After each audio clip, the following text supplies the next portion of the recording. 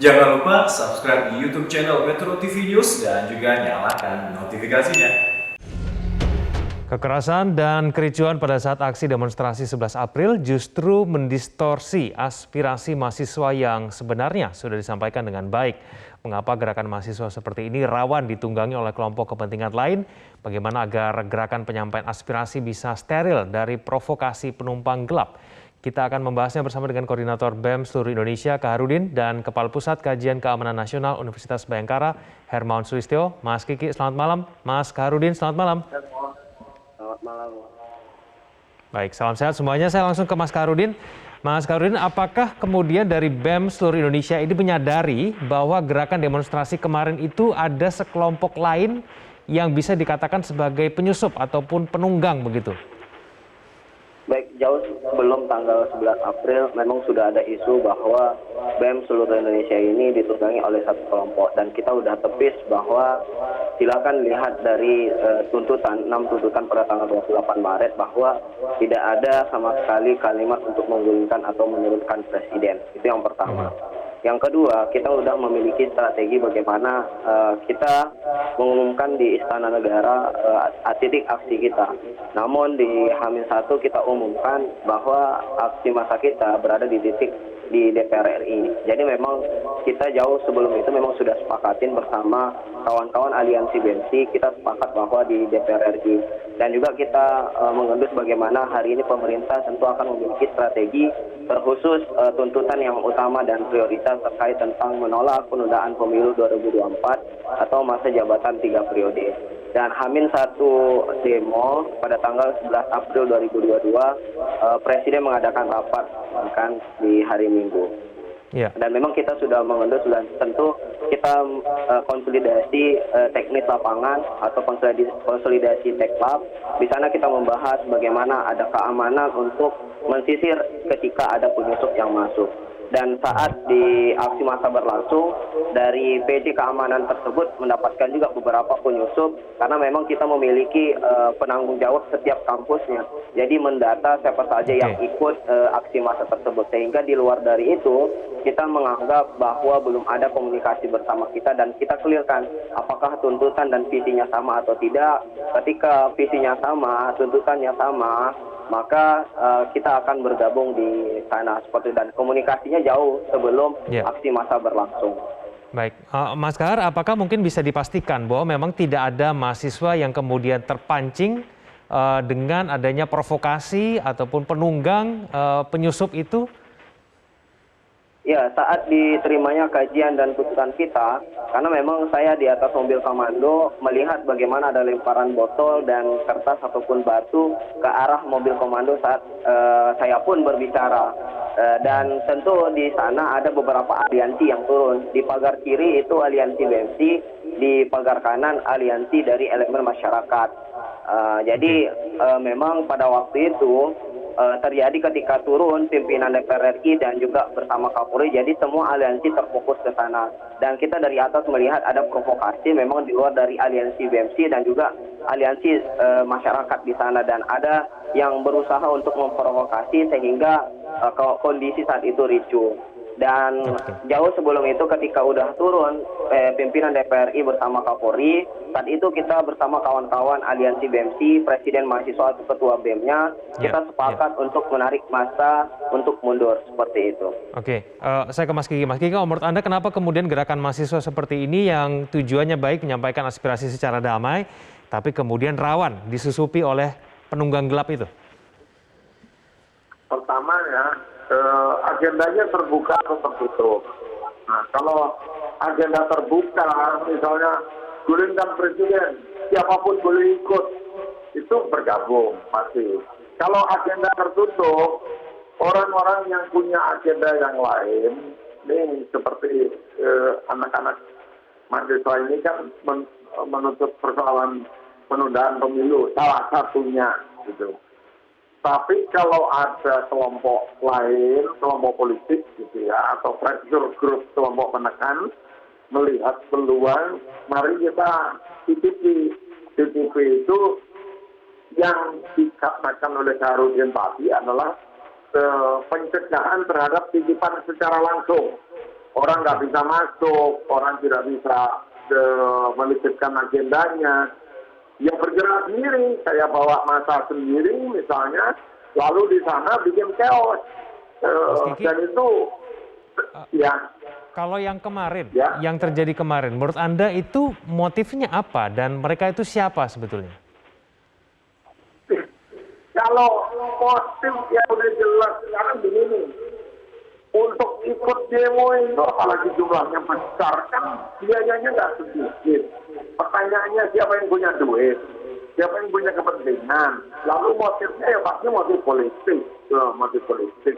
Nah, kalau ujung dari target itu adalah pelancaran presiden, itu kan jelas.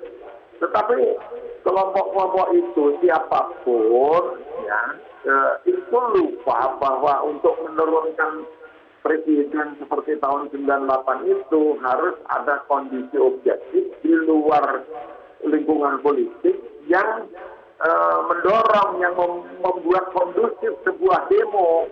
Satu, ya. Dulu kan krisis moneter.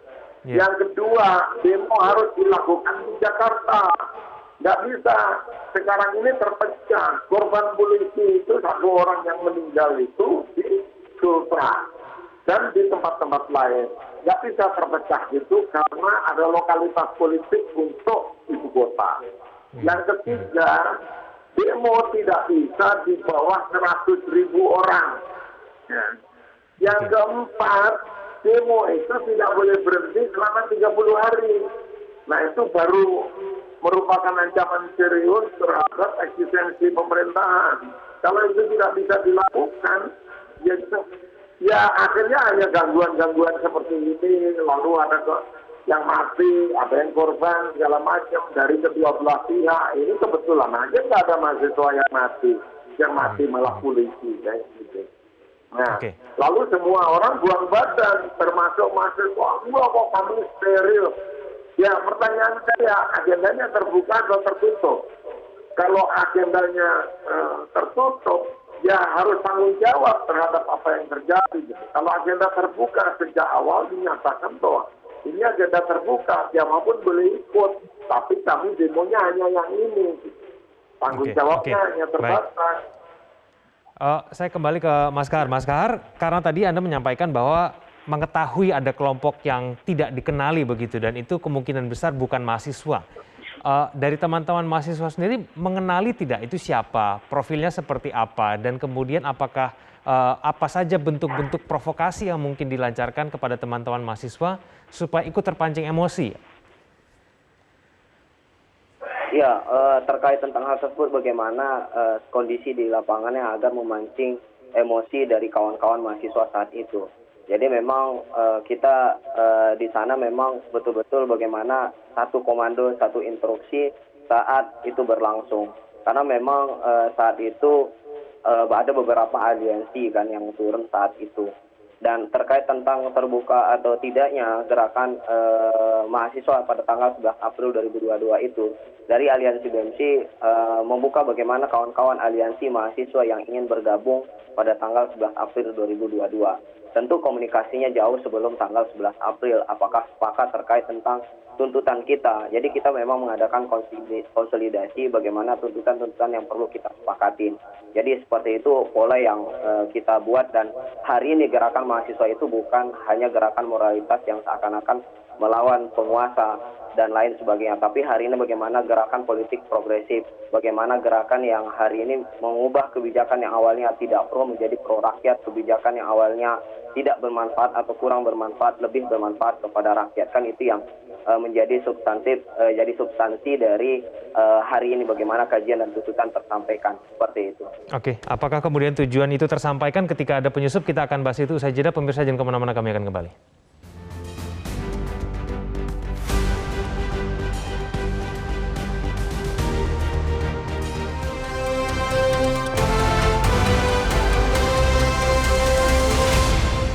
Memberi apresiasi yang tinggi kepada para mahasiswa dengan berbagai elemennya dan berbagai universitasnya dan perguruan tingginya yang telah menyampaikan aspirasinya melalui unjuk rasa dengan baik dan tertib. Apresiasi yang setinggi-tingginya, pemerintah senang mendengar aspirasi itu disampaikan dengan baik dan pemerintah tidak akan pernah menghalangi. Atas nama pemerintah menyayangkan apa yang menimpa saudara Ade Armando di akhir-akhir acara, di mana terjadi penganiayaan yang brutal. Saya juga sudah meminta kepada Polri agar siapapun pelakunya, apapun motifnya, apapun afiliasi politiknya, supaya ditindak tegas. Itulah pernyataan dari Menko Polhukam Mahfud MD berkaitan dengan aksi demonstrasi yang berlangsung pada hari kemarin. Kita kembali lanjutkan diskusi kita. Saya kembali kepada Mas Kiki. Mas Kiki mengingat bahwa demonstrasi merupakan bagian dari demokrasi ya. Apakah kemudian ada cara-cara yang mungkin bisa dilakukan supaya kemudian betul-betul bisa mencegah adanya penyusup ataupun penunggang gelap dalam aksi demonstrasi, khususnya apabila mahasiswa yang melakukan itu? Sekarang begini, kalau demo-demo kita itu kan umumnya kombinasi antara demo alegoris. Demo alegoris itu yang teratur, tertib. Kalau tahun 98 itu kebagian FKSMG, lalu itu kayak Ari Birong aja lah yang biasa mimpin demo-demo 98 secara tertib dan alegoris. Yang jadi persoalan adalah karena banyaknya kelompok-kelompok penekan, pressure group, dan kelompok-kelompok politik di luar mahasiswa, maka mereka numpang atau bergabung atau ini. Nah, pada tahun 98 karena ada common denominator berupa Presiden Soeharto, maka agendanya menjadi agenda terbuka. Nggak peduli kita mau ditumpangi atau enggak, pokoknya targetnya sama. Dulu ada istilah setan pun kita ajak berkawan kalau melawan Soeharto. Nah, sekarang kan tidak. Tapi Kahar sudah cerita bahwa yang di demo mahasiswa sekarang adalah kebijakan-kebijakan, kritik untuk perbaikan kebijakan, segala macam. Kalau saya lihat kalau mahasiswa mah nggak usah bikin kajian-kajian. Namanya juga mahasiswa, kajiannya belum tentu benar, lebih banyak salahnya. Dosen aja kajiannya salah kok. Jadi apa yang dibawa? Bawa hati nurani, bawa keberanian, gitu. Masa sama Luhut aja takut, kan gitu. Nah, itu aja, bawa keberanian, bawa hati nurani. Nah, dengan demo yang seperti itu, lalu apa? Yang menjadi persoalan bagi saya adalah anarkisme ini kalau membawa korban di luar kelompok-kelompok yang berkepentingan. Misalnya ada masyarakat yang kebetulan lewat, nonton, innocent bystander, ya, orang yang tidak tahu apa-apa lewat, orang yang kebetulan naik mobil lewat. Kemarin itu kejadian kan, orang yang naik mobil terjebak lalu terancam. Nah, saya tidak yakin bahwa Ade Armando itu tidak sadar. Dia pasti datang ke sana secara sadar. Tetapi dia tidak menghitung di luar adanya penyusup yang non mahasiswa ya. Ade pasti tidak menghitung karakter dari crowd, kerumunan. Kalau ada kerumunan seperti itu, orang itu kehilangan identitas diri. Satu orang teriak pukul, maka 10 orang akan ikut mukul. Gitu. Itu yang dia tidak hitung sama sekali. Gitu. Dan kalau kita lihat detail dari videonya, lalu kan ada yang teriak sejak awal, bunuh gitu. Yang menarik, setelah itu baru ada yang teriak, itu Ade Armando ya, itu Ade Armando. Artinya masa yang ikut ngebully dan memukuli Ade itu, ada yang tidak tahu bahwa itu Ade Armando. Lalu kenapa dia ikut mukuli? Karena itulah karakter dari crowd, kerumunan. Orang kita itu kehilangan identitas diri karena terbawa oleh situasi kerumunan. Ya, menjadi soal di dalam sistem hukum kita, pertanggungjawaban pidana itu individual, tidak bisa kelompok. Jadi menjadi lebih menyulitkan bagi polisi untuk penanganan kasus-kasus seperti ini. Tapi kalau di luar negeri, di Amerika, apalagi Amerika, di Inggris, New Scotland Yard, ada kasus seperti Ade Armando, itu ditembak mati itu yang mukuli. Kenapa? Sudah mengancam nyawa orang lain. Saya lihat teknik-teknik polisi di Spanyol dan di Inggris. Beda kondisinya ya di sana dengan luar negeri ya. Saya ke Mas Kahar dulu. Mas Kahar, kalau menurut Anda sekarang, apakah kemudian tujuan dari mahasiswa kemarin menyampaikan aspirasi itu tujuannya tercapai tidak? Ketika kemudian mengetahui ada penunggang tersebut dan bahkan mungkin sekarang isunya sudah bergeser, tidak membahas mengenai aspirasi mahasiswa, tapi kemudian mungkin lebih banyak membahas mengenai penganiayaan Ade Armando. Ya, sesuai dengan kesepakatan bersama kawan-kawan aliansi yang tergabung pada tanggal 11 April 2022, bahwa goals dari kita adalah bagaimana tuntutan dari mahasiswa ini, dari BMC ini, dijemput oleh pimpinan DPR RI. Dan saat itu didampingin oleh Kapolri dan kita sudah mengantar kajian dan tuntutan tersebut. Dan selanjutnya tugas dari kita, kawan-kawan, adalah bagaimana mengawasi dan mengontrol terhadap tuntutan yang sudah kita berikan. Bagaimana ada 4 tuntutan untuk wakil rakyat dan ada 18 tuntutan untuk Presiden Jokowi, seperti itu. Langkah kedepannya, Mas Kahar, terakhir untuk mencegah adanya penyusup begitu ya, penunggang gelap dalam aksi demonstrasi yang mungkin dijalankan oleh mahasiswa ke depan, dan mahasiswa juga turut menjadi bagian supaya kemudian tidak membiarkan aksi-aksi seperti ini mengganggu menyampaikan aspirasi. Ya, yang pertama adalah terkait tentang kerusuhan di demonstrasi adalah bagaimana betul-betul penekanan untuk penanggung jawab setiap kampus atau setiap kelompok aliansi yang tergabung.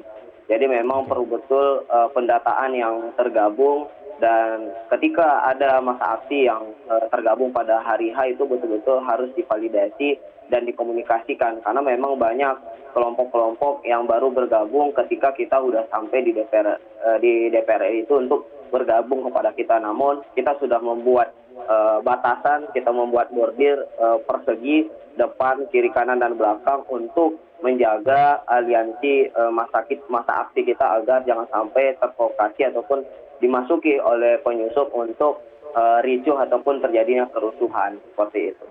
Baik, kita berharap semoga kemudian penyusup penumpang gelap yang melakukan tindakan pidana kemarin, penganiayaan, bisa segera ditangkap dan kemudian tidak terjadi lagi aksi demonstrasi yang disusupi oleh penumpang gelap ini. Terima kasih Mas Kahar, terima kasih Mas Ki telah bergabung sama kami di Prime Time News. Selamat malam.